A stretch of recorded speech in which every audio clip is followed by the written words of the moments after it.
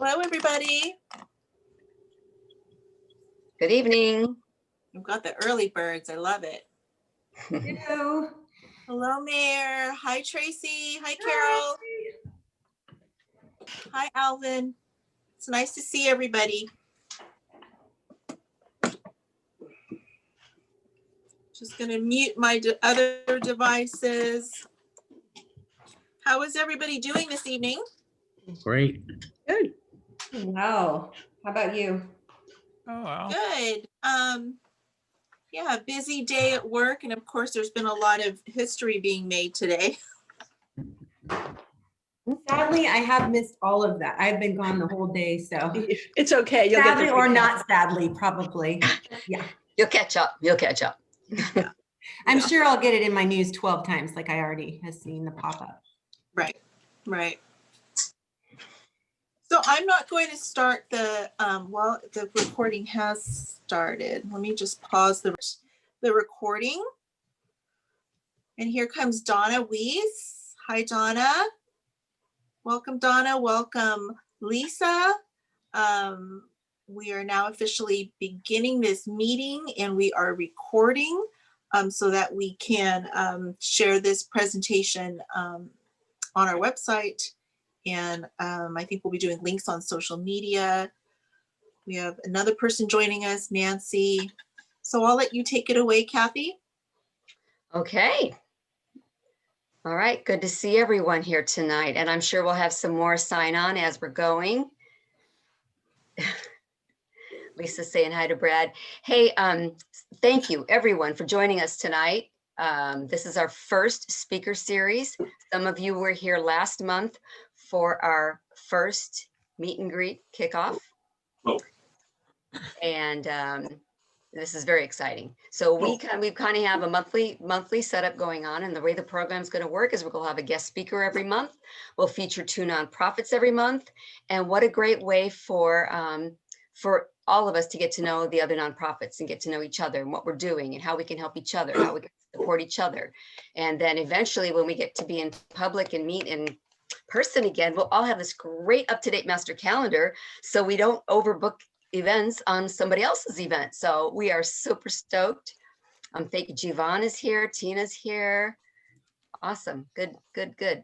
Hi, guys. Hey. Good to see you. Great to see you. Great to see you all. Okay, I think what we want to do next is, I don't know if I'll be able to share my screen, but I guess I will give it a whirl. Or do you have it, Lisa, Chris, or Tina? Are you going to be sharing the video, or do you want me to do it? Yeah, you could share it if you like. Yeah, Kathy, if you could go ahead and share that. It's I need to screen share. I don't have screen sharing. Sorry. Okay, so, hold on a minute. And as she's fixing that, I would like to tell you about this video we're going to watch. It's we decided we'd start the meeting with either an icebreaker or a video. And to me, this video, it's Simon Sinek, and he talks about why. And to me, that's always the big thing, looking at all of your faces here. Why are we here tonight? Why do we do what we do? Why is, to me, the most important first question you want to ask someone. Even more important, as you'll see what Simon says, is even more important than what are you doing? Why do you do it? And he's going to make a very, I think, meaningful point. It's a short 5-minute video.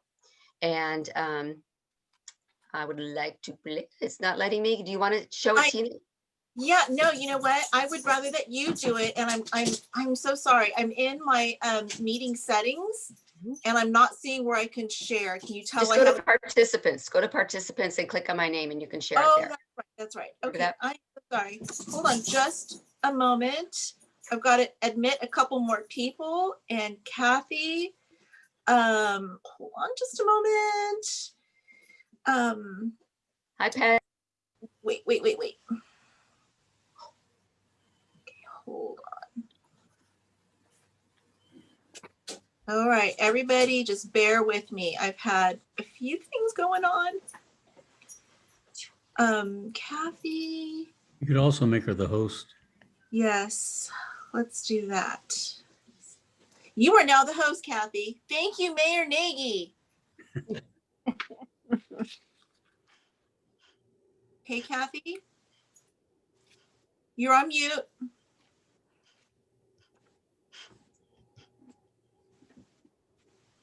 Okay. Bump me out, so here I go again. We'll see if I can do this. There you go.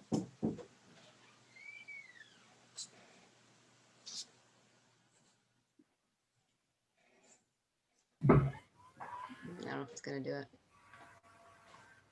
This is always the kind of thing that only happens when you're doing something with a whole bunch of people. Mhm. There we go. Excellent.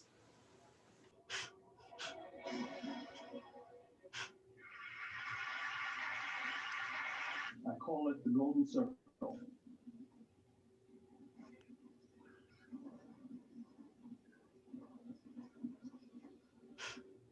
Why, how, what?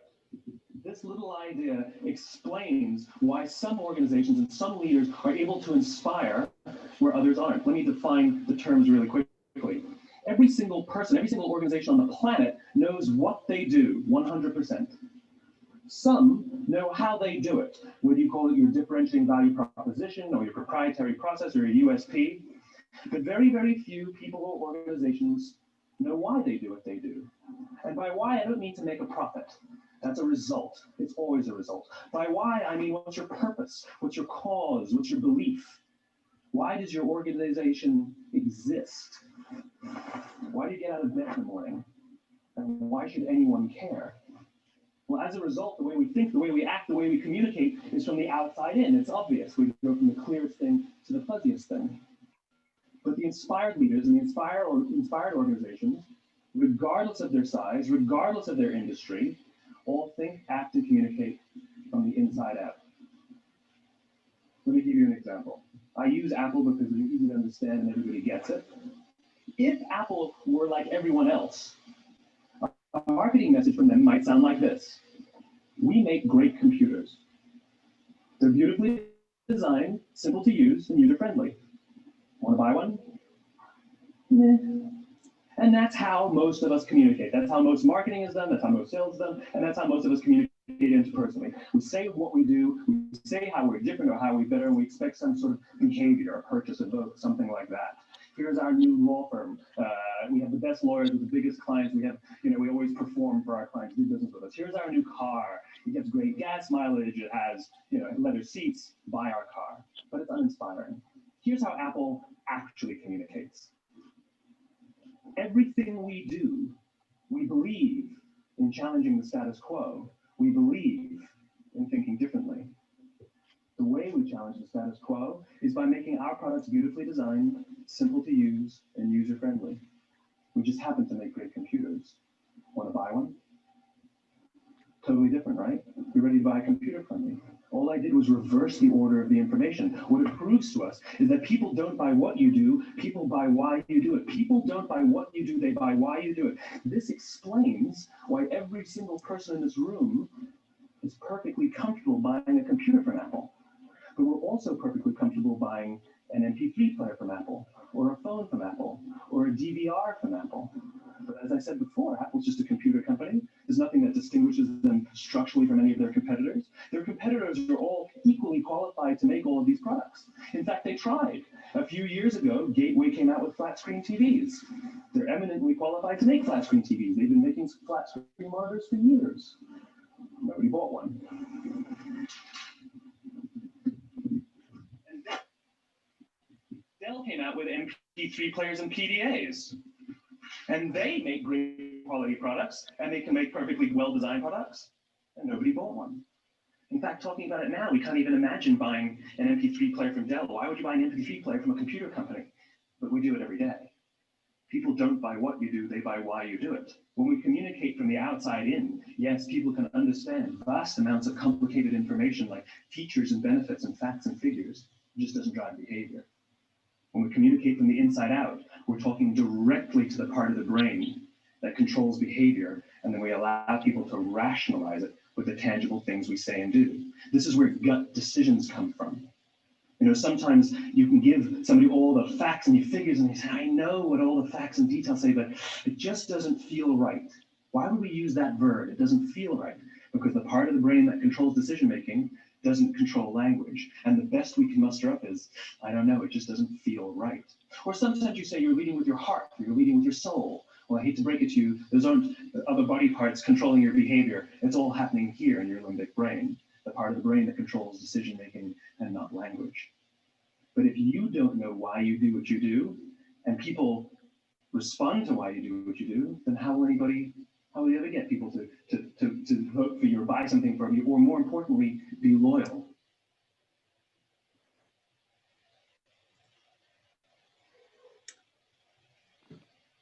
Okay, we're back, right? If I don't want to make a video like this of Oops. myself, Let me show I this. can just make a really cute one of. Okay. So I hope that was inspiring to you all. It translates from business, it translates to nonprofits. Why do we do what we do? I just love that. I hope that you liked it as well. Our next little piece of the pie here tonight is we're going to feature 2 nonprofits, and we're asking them to spend 5 minutes telling us why they do what they do, how they do what they do, and who they are really. So first we'd like to call on Music for Minors to Carol Zilli. And Carol, would you like to proceed? Yes, I'd like to proceed by first having you both all of you make 2 fists like this. This is answering the question why. Pretend this is our brain on a brain scan. This is how it looks when we're walking and talking and eating and doing variety of things. Now everybody go like this and bring them together, make that. That's what our brain looks like on a brain scan every time we experience music. You mean music builds neuron bridges and connects both hemispheres of the brain and integrates the brain, and it's working at fuller capacity? Well, how can we afford not to have it in the schools? Music for Minors 2 is a 501c3 nonprofit that I started in Fremont because there was a void. And that's the biggest why I can think of. Children were being denied music.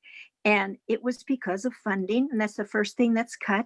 When people don't realize that music is essential to feeding the brain, where children learn far better, at the same time touching their hearts. So it is the only thing, I think, in the world that can do that. And it changes and transforms people's. And here's another big why. I was thinking about it today. We know we've impacted thousands of children for our 32 years, in our 33rd now, of music through volunteers. That's another thing about our organization. But here's just 2 powerful examples why.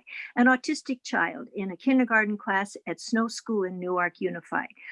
Our volunteer was a former teacher, and she was teaching. That autistic child was mainstreamed from his special day to a regular classroom of 24, 25 children. And the Music for Minors 2 docent did a poetry, then she got that into the rhythm patterns of the tas and titis and the song.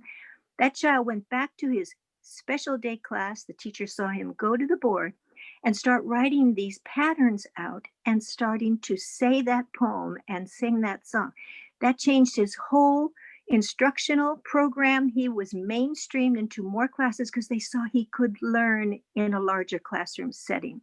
Another little girl from Ethiopia, she had newly arrived in a 2nd grade class, and the docent was doing the pata pata dance. The little girl started to cry. The docent did not understand what was the problem. And she found out that that little girl, newly in the United States, never thought she would dance that dance again in her life, having left her homeland in Africa. So these are just 2. Another little girl who couldn't speak. And through the music exposure, she sang first and then she spoke. So these are the very dramatic ones that to me have made the whole program worthwhile all this time. But we know from classroom teachers, children thrive when they have music. They enjoy learning. Their brains are integrated. They are definitely succeeding academically, but also socially, emotionally, physically. So Music for Minors 2 began in 1988. I started at Niles School because my children didn't have music. In fact, the little girl, Elizabeth Levy, is the one that shared a song that got me in touch with Music for Minors 1. That's why we're 2, because that organization had a little head start on us. But ours is independent of that. And our mission is to nurture the love and literacy of music in children's classrooms. We were hit dramatically with this COVID virus. It took us out of our service area with our children, our community concerts that we sponsor. So we have been working hard to change our whole training to virtual, to train our docents to be able to teach virtually. So the way it works is we recruit, and now we're relying solely on social media and, mostly on social media, I should say, newspaper and so forth, but to reach the community, to find people, because it's an all volunteer program that the docents go into the classroom after I train them every fall from mid-September to mid-November. And there's more information. I don't know if Kathy, you could share the screen. This is our flyer for this year, where we're talking about our new plan for our next training. We hope it won't be virtual, but we're preparing if it should be. And it's a flyer you'll see here. And I love the flyer because it says a little bit further down, well, first of all, music touches the heart and feeds the brain, and we must keep it going. But look at those 3 bullets. If you love music and children, you can volunteer in a classroom after we train you every fall. And the training is free. And it's only from mid-September to the beginning of November. Don't deny children their thirst for music. Be motivated, empowered, and fulfilled. The adults who do this receive tremendous confidence and fulfillment. So it's not just for children. The whole world needs music. Too bad they can't pipe it into all the congressional sessions and United. But that's how it works. We train them, we place them, we support our docents. And the curriculum is singing and signing, rhythmic movement and dance, instrumentation. I wish I could bring out a boomwhacker with you and have you enjoy it too, because it is very interactive. It is engaging the child and the classroom teacher. It's during the school day. So many classroom teachers have now become more comfortable with music. So to announce to you what's in the future here, well, we are still virtual, but we hope not to be soon when schools can open. But we provide music and movement sessions. We started this during this year with the virus and all, so they're free to the public. We just had one today. Every month, we invite people. We have 75 to 100 children that get on Zoom, and we do a full hour of music enrichment with them. We are planning to do our family music nights virtually, which we usually do go into the schools and do, where parents can experience it with their children, rotating our stations, and hopefully see that they too can be a volunteer in our program. Our kids choir is in its 6th year. This is an after school enrichment where we have one of our former docents, Lydia Concepcion, and they meet after school once a week and have performed for tree lighting ceremonies in Fremont, Niles Rotary, American Businesswomen. So this is another way to build the confidence of children and unite them. And we did put out a video. You have to go to our website. Our website will show you the Music for Minors 2 Kids Choir video just this holiday. And it includes not only holiday favorites, but the sound of music. It's wonderful. But what an accomplishment that was technologically to create that thing. So our website is www.musicforminors2.org. We have our Facebook page. Our website is pretty full, and you'll see all different ways to volunteer, to donate to our program. We definitely are in need, having lost a lot of our service. Up until this virus, we're serving 5,000 children weekly with 85 volunteer docents. That has been cut more than half. Because teachers have not been able to find either time, they're stressed, but they need it, of course, more than the children. But I just wanted to say, au revoir, adios, and thank you for letting me share. Too bad you're not passionate about what you do. Oh my gosh. Very good. And as you all know, and if you don't know, flyers and events and things like this can also be shared on our Facebook page. Absolutely. So we'd like to get that up there for you, Carol. Thank you so much for sharing. Thank you. And we're going to move on to our next featured nonprofit today. And Tracy, you're on, but I'm going to have you pronounce, because we had French foreign exchange students, and we would always tease them and say, you just don't pronounce all the letters. So to me, I would say redo, but it's not room redo, is it? No, it's room redux. Okay. So we use the American term, yeah. So it's Okay. room redux. And I'd like to know who chose me to go after Carol. I'm just asking because Right? didn't I go first, everybody? Okay, so I'm going to try and keep up with that energy level. So I am, my name is Tracy Sarge. I'm the executive director with Room Redux. We're the Bay Area chapter. Our why is that imagine that you are working in a place where you have had a horrible work experience. So you've had an argument with a coworker, you've had a problem with them, something like that. And every day you have to continue to go back to that space. Now imagine you're a child that's facing a room where a trauma, sexual abuse, physical abuse has occurred. And you, after going through therapy, whatever it is, still have to continue to go back to that room. You can only imagine that that could, you know, really slow that healing process or even cause it to you know, stop altogether. So this is the why. This is why we do it. This was, as Carol said, for them, a missing piece. This is our missing piece in the puzzle. We're working with the UCSF Children's Hospital, UCSF Benioff Children's Hospital in Oakland. And they do all these steps with the children once the abuse occurs. They help them out through the trauma, and then they are referring them to us. So basically what we do is through room transformations, we help the children through healing. So we believe that transformations equal healing. We come into the room, we transform their rooms top to bottom, floor to ceiling. The next room we have is coming up on January 30th. We're going to be doing flooring, painting, hanging lights. Everything is going to be brand new in that room. So we do this in order for a child to have a safe space, someplace that they feel secure, because we believe that every child deserves to be safe and feel loved without any expectation of anything in return. So that's why we do what we're doing. We do it for children that, again, have faced physical or sexual abuse and trauma. Once they've gone through counseling or therapy, they are referred to us by teachers, law enforcement, counselors, therapists. They can be referred to us by families. We just have to do a verification process. So that's the way that we kind of get the applicants. And then we do it through donation grants, sponsorship, like many, many other 501c3s. And so we go in, I plan the rooms. I go out with other volunteers, as I was doing from 10 a.m. to 5:30 today, running around, collecting donated furniture, purchasing furniture, planning the rooms. We plan everything. We get all our volunteers together, and then we go in, and in one day, anonymous to the child, we go in and we transform their rooms. So we're usually in by 8 in the morning and out by 4 to 6 in the evening. And we never meet the children. It's always anonymous to them. And we don't care who takes credit for them. So we'll tell sometimes, as you guys probably know, families, parents have to rebuild a relationship with a child after abuse occurs. So they can tell them they did it. We don't care what they say. We just want to come in and make the change.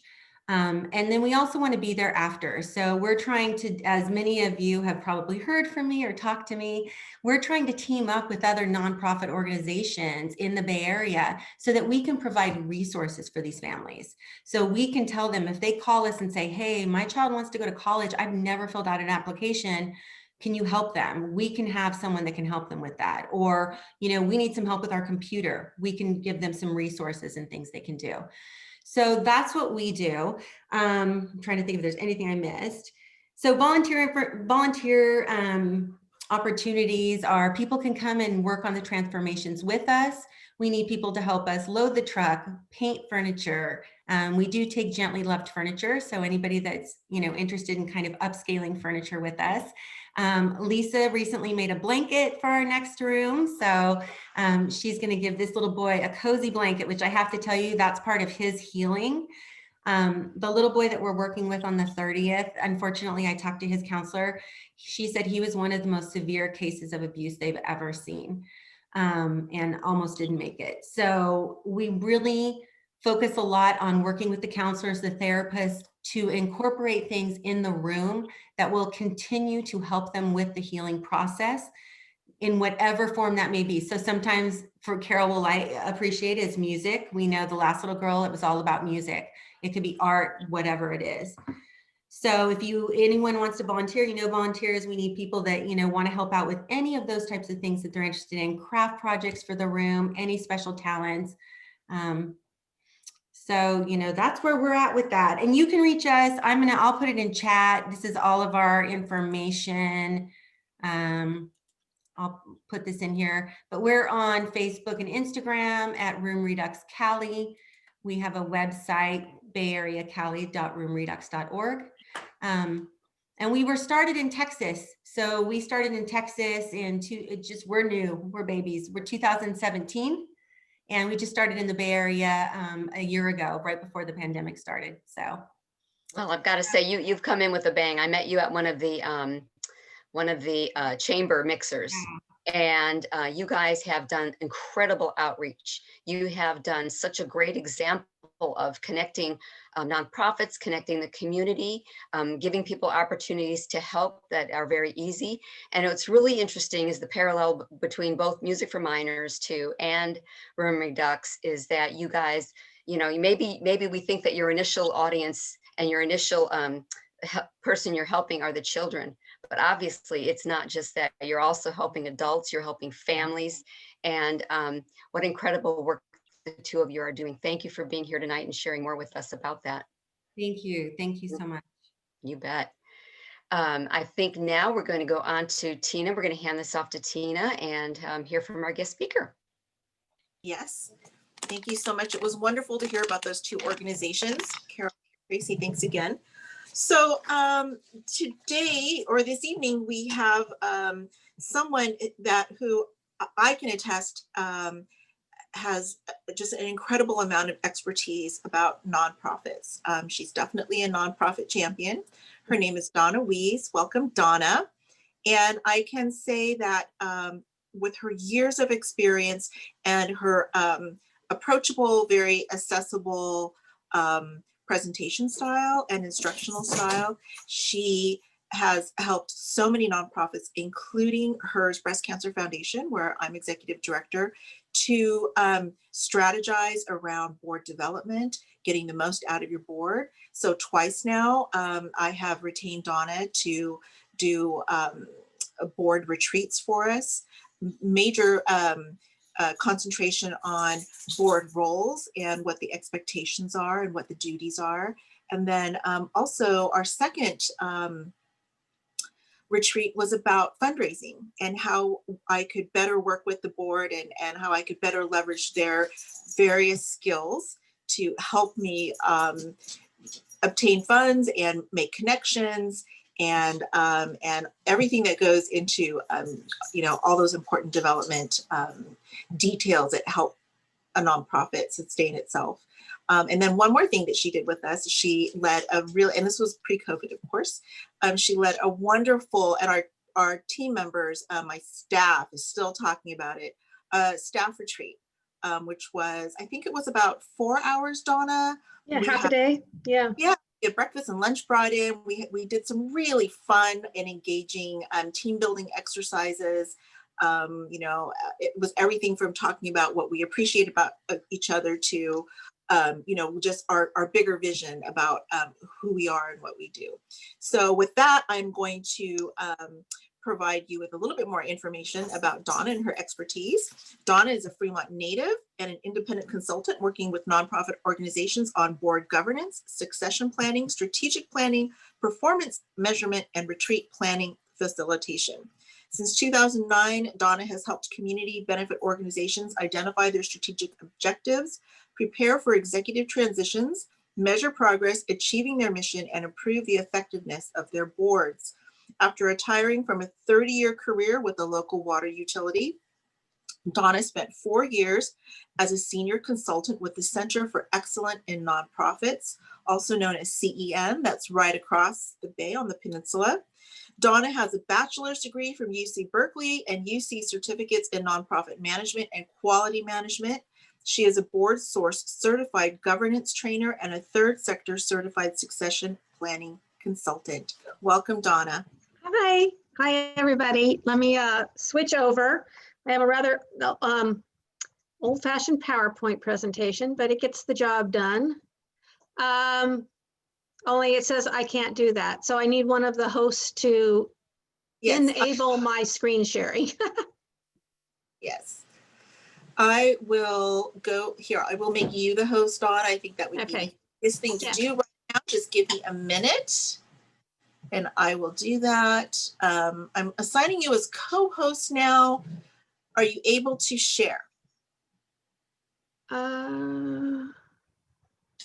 Share screen. Yep. Can you see a slide? Yep. Okay, if you guys can see a slide, then I'm good. Okay. All right. Thank you for the very kind introduction, Tina. And she said, I'm local. I grew up in Fremont. I moved here when I was 3, so I'm a local girl. Very involved in local Fremont nonprofits through the years. Spent a long career with Union Sanitary District, and then retired and started working almost exclusively with nonprofits. And so my why for my business is that I really think any nonprofit board can be effective and successful, but you shouldn't have to reinvent the wheel. You shouldn't have to figure out how to do everything on your own. There are lots of people who have gone before you, and there are lots of best practices that we can incorporate into our board service and to make it easier for you to do what you do for the community. So that's sort of my why. And so Tina and Kathy came up with the title, my title here, for what you didn't know about board service, because we usually come to board service. I know that's the way I did. I was a volunteer for an organization and a beneficiary. My older sister was a beneficiary of the organization. And so I did volunteering, and then I was asked to be on the board. And I think that's the way most people come to board service, but very few people actually understand what that means. What are the legal obligations of being on a board, and what are the roles and responsibility of board members? So that's really what we're going to talk about today. I'm going to set my little timer here for 20 minutes, because I tend to talk and talk. And then we'll have some time for questions at the end. And I'll stop in the middle so you can have some think time. But what we're really going to talk about tonight are the roles of a board. When you join a board, what are you signing up for? So this looks a little bit different than it did on my screen. I'm sorry about that, but you hear about what kind of boards, different kinds of boards. So some boards will describe themselves as a working board or a governing board or a fundraising board. And in my experience, 99% of all boards do all 3. When you roll up your sleeves and you work at a gala, you're a working board. Or when you're actually delivering your programs, you're a working board. When you're taking care of the business of running a corporation, you're a governing board. And when you're fundraising, you're a fundraising board. And different boards have different combinations and different percentages of time you spent doing these things. If you have a large staff, of course, you're going to spend more time governing and fundraising maybe, and less time actually providing services. But all boards have to do all of these things. And so we have to sort of juggle all of these roles. I'm an expert on governance. That's my thing. And so what I mean by that, the term to govern means to steer or to influence from a position of authority. And when I talk about good board governance, I'm talking about all those policies and procedures and systems you have in place, some written, some not, a lot not actually, that help you work together and help you make good decisions. Okay, that's what I'm talking about. Because nonprofit boards they're big boards. There are boards with 200 board members. There are boards with 3 board members. There are boards with 2,000 staff, and there are boards with no staff. So there's all different types of boards. But no matter what kind of board you are, you need to understand that the success of the organization starts and stops really with you. A nonprofit organization is a corporation. You are a board of directors for a corporation. And so having that responsibility and accepting that responsibility is a big part of being a board director. So how many people on the call are actually directors that are actually, I can't see all of you right now on my screen, but how many of you are actually on a board? Quite a few. Okay. Cool. So just a sec, Donna, I just wanted to recommend to everybody that if you wanted to, you could just try to, use the raise hand feature. That would be helpful too. And I can relay the information to Donna. Great. And we'll have time at the end for questions and in the middle too. I'll take a break in the middle.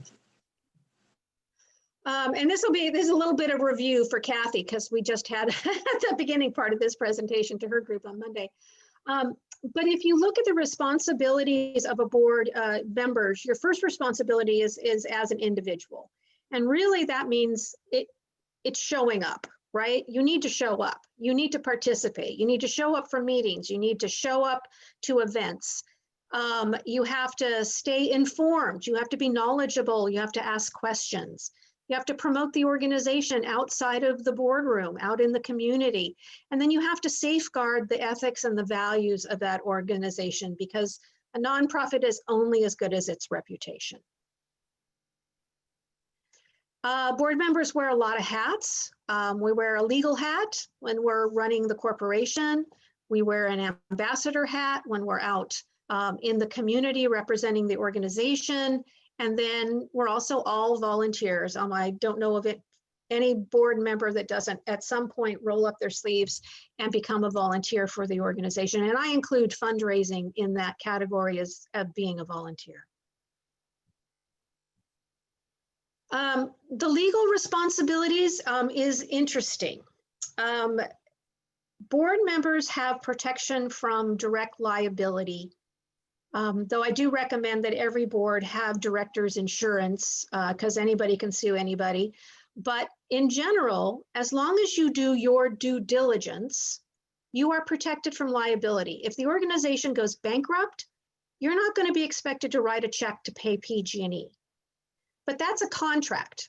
You only get that protection from liability as long as you do your due diligence. And due diligence is, in the law, they look at three sort of tests. One is the duty of care. So did you stay informed about what was going on in the organization? No sticking your head in the sand when things get tough. Did you use your best judgment and did you participate and show up? The second is duty of loyalty. Did you avoid conflicts of interest? Can you demonstrate that you put your personal interests, the good of the organization ahead of your own personal interests? And then finally, to the best of your ability, did you obey the law, whether that's human resources law or tax law or whatever it is that applies to your organization? Are you working within your mission and do you act ethically? And as long as you can demonstrate these things, both as an individual and as a board, which is one reason why board minutes are so important, then you are protected from that liability. And this is the case for nonprofit boards and also for-profit boards. So this is your legal obligation. There's a difference when you're operating as a board, I call it the capital B board, and you're acting as one body. You're all in the same room, whether that's a physical room or a Zoom room, but you're acting as one body. And this is where you're doing your legal oversight, you're developing policies, you're making sure you're watching the money, you're looking at your programs for impact. And in most cases, if you have staff, in that case, staff works under the direction of the board. So for example, if the board decides that the organization needs to update their website and they put money in the budget and they give direction to staff to go do it, then staff goes and does it. But a lot of time board members are not acting as part necessarily of the capital B board, they're acting as individuals. And this is when you're out there in the community, you're volunteering and you're fundraising and those kind of things. And often in those cases, if you have staff, you're operating under the direction of staff. It's staff that's running that fundraising appeal, and they're just telling you what to do.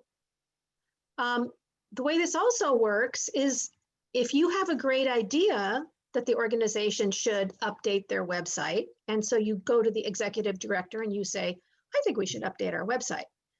The executive director gets to give that the attention it deserves. You are not a board member at that point. You don't have the authority of the board behind you. And while you can have lots of good ideas and you can help the organization as a volunteer to implement them, you can't be throwing your weight around when you're not operating all together as a board. Does that make sense? Okay.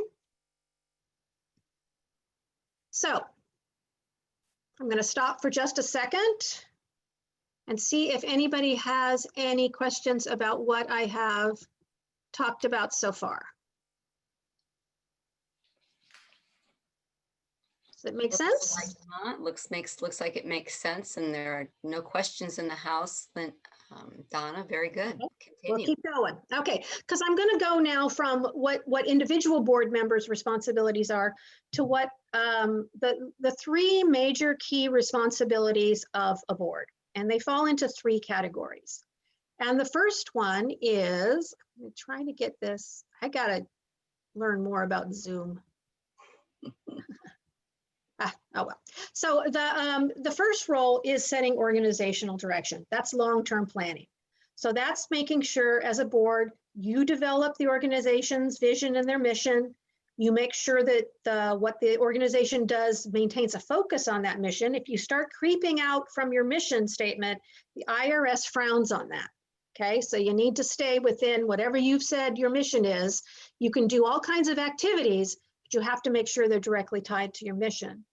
And so this is the long-term planning, whether it's strategic planning, official strategic planning or not, it's long-term planning. This is probably the most important thing that a board does.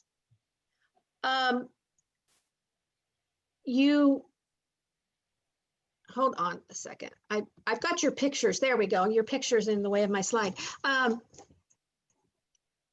Whether or not you do formal strategic planning, a board should be able to answer these questions in these four areas. And if you can do this, you probably have a pretty good sense of where your organization is going long-term. And so the first is the mission. So, how well are we achieving our mission and how could we have a bigger impact in the community?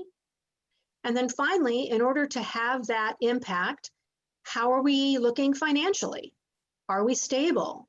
Do we have long-term sustainability? Is the way we're fundraising sustainable in the long run in order to achieve that mission? And then also, do we have the internal capacity? Do we have the technology, the real estate, the skills and knowledge that we need to deliver on our services? And what is it going to take to increase those capabilities? This year, we all learned that we were probably a little weak in the technology internet area, and we've had a crash course in increasing our capabilities. And then finally, none of that stuff happens by magic. It happens through people. So how are we attracting and developing and retaining good people? Staff, board members, and volunteers. And if you can describe those things and have consensus around those four areas, you're probably doing pretty well as far as your long-term planning, okay? If not, might be an area for improvement. The second major board role is providing oversight. And this is something I think boards are probably more comfortable with than some of the other areas. This is when you're looking over how are your programs doing? How many people are you serving? What kind of feedback are you getting? Your financial oversight, your risk management, your legal obligation, and if you have staff, evaluation of the chief executive or the executive director. Those are all of the things that the board is responsible for. One of the ways you make sure that you're providing good oversight and protecting the legal and ethics, like I just talked about, is through board policies. Now, these are board policies, not necessarily organizational policies, though they overlap a lot. The most important one is probably the conflict of interest policy.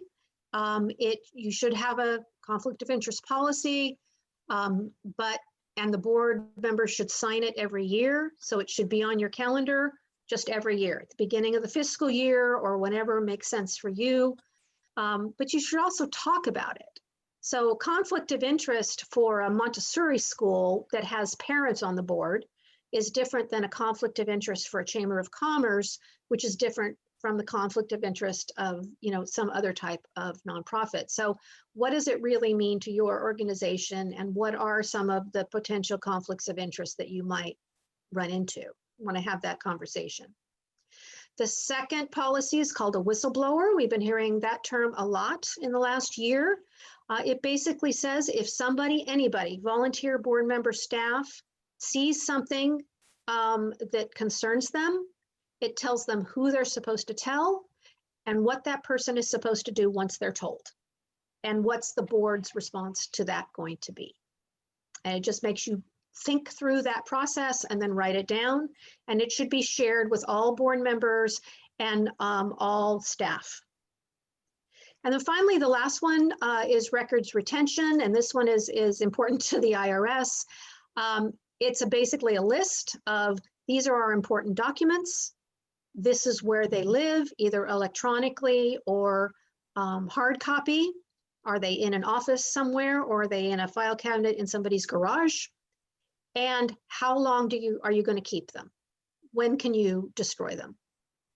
Anywhere, usually from 5 to 7 to 10 years, or never. So those are three important policies. This isn't complicated to do. And at the end of this presentation, I'm going to give you my email. And if you write me, let me know what your organization is and a little bit about what you do. And I will send you templates for these three policies. Okay. Okay, so I'm going to stop for 1 minute and just let you soak for a minute. And you don't need to talk, you just need to think for just 30 seconds about what questions you might have, because we'll have time at the end. And then what have you heard that you might want to share with your organization or might want to learn more about? And I'm going to give you 30 seconds of silence to think before we finish the rest of the slides.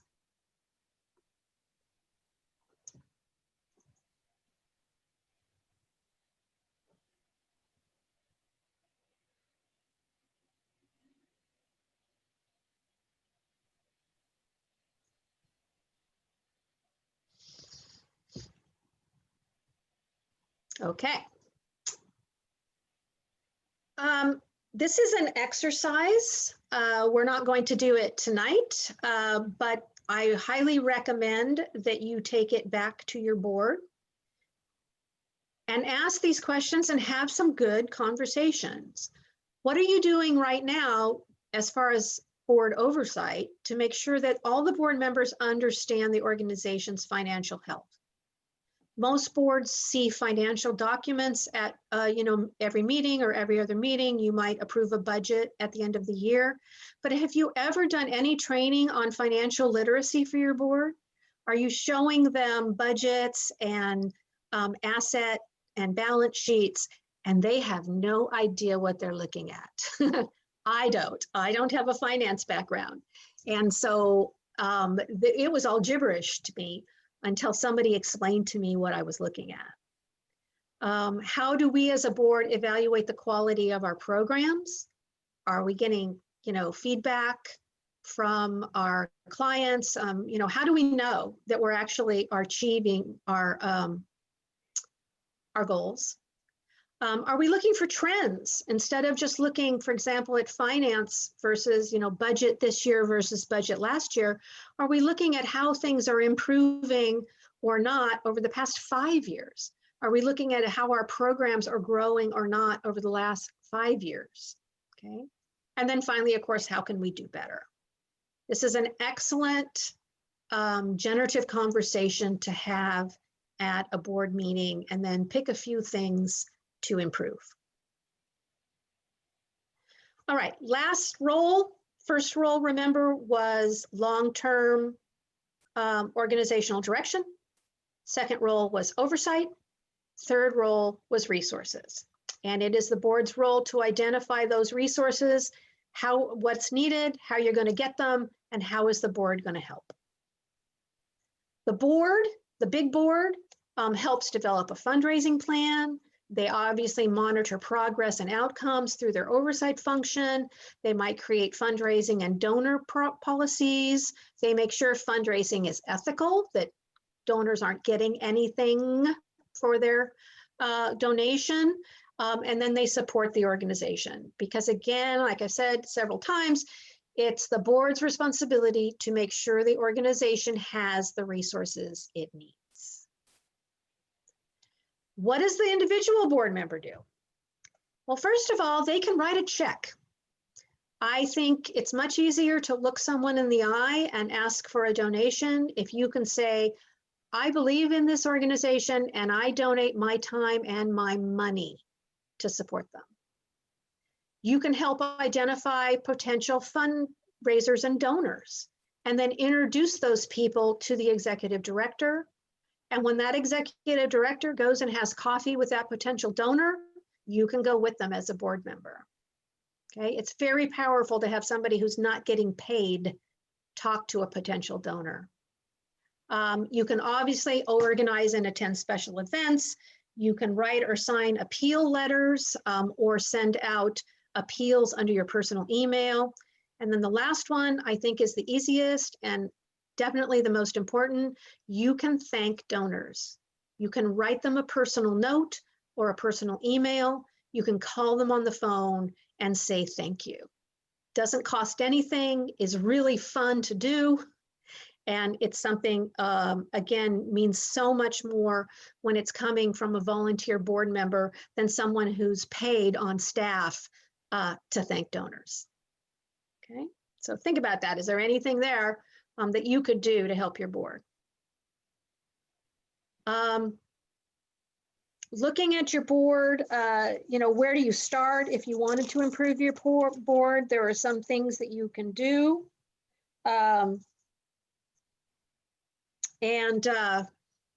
First thing is make sure that board member expectations are written down and are very clear. What are the expectations for the board members? Job description, basically. What are the expectations for leadership? Orientation is very important. I think nonprofits do a terrible job of orienting new board members. You need to tell them about the organization. You need to tell them about board service, and you need to tell them about your sector. If you're on a board for a food bank, you need to know how that food bank works, how that food bank's board is organized, and what they expect of you. And then finally, you might want to know something about hunger and issues in your community that the food bank, the political situation, for example, that your food bank operates in. You want to make sure board members get involved quickly, that you give them something to do. Board members with nothing to do will do one of two things. They will try to micromanage things that are not their job, or they will check out, and when their term is up, they will disappear. You can invest in education for your board members, like trainings like this. There's lots of trainings online, and then eventually, hopefully, we'll get back to in-person. Center for Excellence in Nonprofit has many, many excellent online live trainings. And succession is the other. Make sure, recruiting for new board members and then training them up through the ranks to take over leadership positions. So there's opportunities to improve your board in all of these different areas.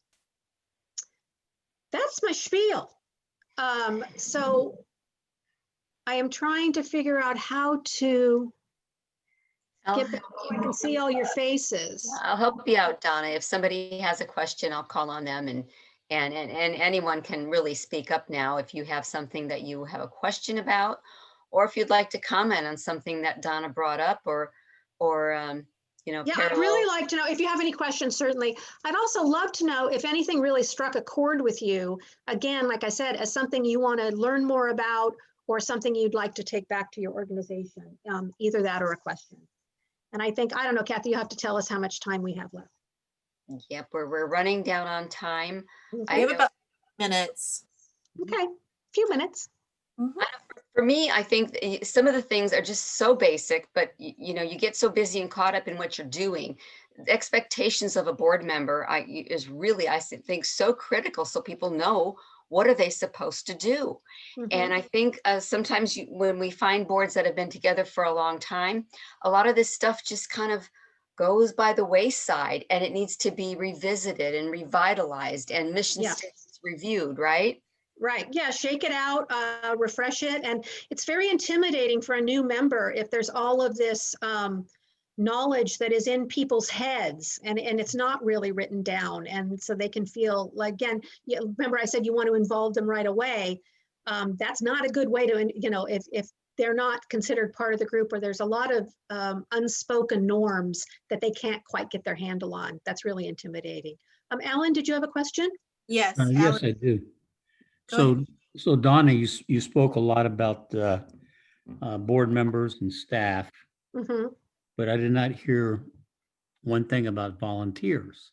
Oh, I am so sorry. You know, actually staff can be paid or unpaid, Okay, really. I mean, volunteers are just unpaid staff, right? okay. So it's Yeah. staff and volunteers are the same thing in your Pretty mind. much. I think the Okay. difference is, yeah, if you do have paid staff,